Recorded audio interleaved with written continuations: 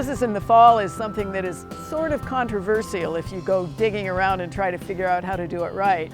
But here, we really don't like to do much pruning on roses in the fall, and there are a couple of reasons for that.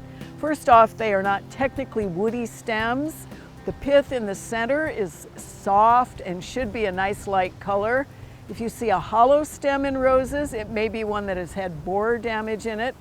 But importantly on that, since they're not really woody, in a winter where we have terrible conditions up and down, if you have done a pruning cut and opened up those canes, you can get freezing down into the cane. It can be severe enough to actually do a lot of damage to the crown on the plant. So what we really want to do with pruning roses is we want to take a look at, especially our shrub roses, which people really have a tendency to go like this to in the fall. You want to take a look at how the top growth looks. If it's long and leggy and there's some chance that it might want to snap if we get heavy snow, then you can go ahead and reduce it or shorten it, but you don't want to take it all the way down. You can remove the dead or the dying canes in roses in the winter because, again, they may be harboring some of those pests that are really going to cause damage in the spring.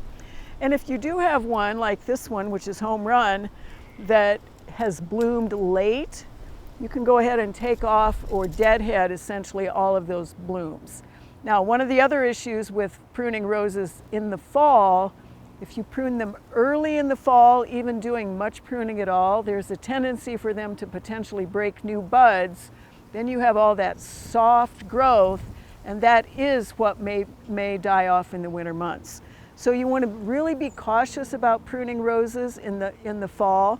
We do like to let ours stand as long as we possibly can, as I said, and then do the pruning in the spring.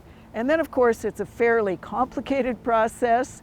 You want to make sure you're taking out the really thin canes. You want to take out anything that is coming from below the graft union if it's grafted.